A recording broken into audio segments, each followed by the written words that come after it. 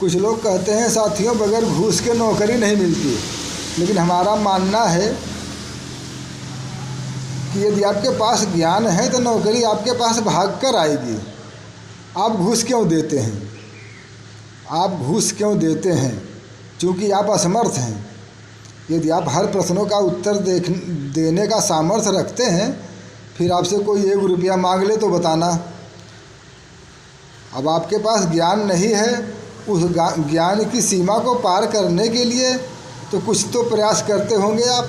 मैं तो कहता हूँ ईमानदारी से पढ़िए और इतना ज्ञान अर्जित कीजिए, जिस सर्विस की, जिस पदवी की आपको चाहत हो, उस पदवी के विषय में इतना ज्ञान रखिए कि किसी को 1 रुपये देने की आवश्यकता न पड़े। यदि आपके ऊपर स्वयं का भरोसा है तो आपको हर मंजिल, नौकरी क्या चीज़ है? नौकरी उन्हीं लोगों को मिलती है जिनके पास ज्ञान होता है, जो सिद्ध कर पाते हैं कि हमारे पास इस चीज़ का ज्ञान है। जो सिद्ध नहीं कर पाते उसे नौकरी कभी ना मिली है ना मिलेगी। सरकार की बुराइयां करने वाले लोग थे, हैं और रहेंगे।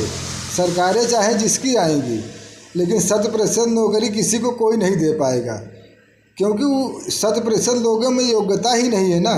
जो योग्य है वो चिल्लाता नहीं, पा लेता है। जिसके पास योग्यता नहीं है वो गांव-गांव, शहर-शहर, चौराहे-चौराहे चिल्लाता है कि मैं इतना पढ़ा हूँ, उतना पढ़ा हूँ, हमें नौकरी नहीं मिली, ये सरकार ख़राब है, वो सरकार ख़राब है।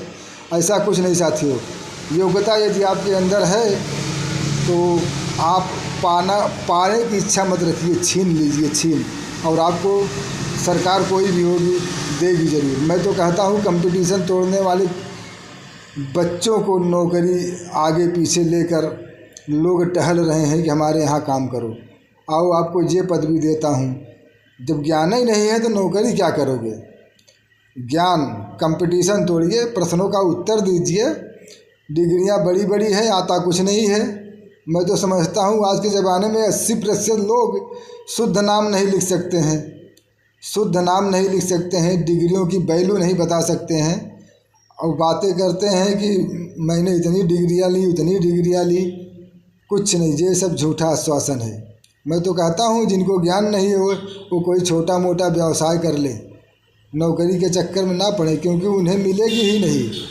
उस योग्य है नहीं तो मिलेगी कहाँ से? पहले अपनी योग्यता को परखिए, उसके बाद नौकरी के लिए आगे हाथ बढ़ाइए।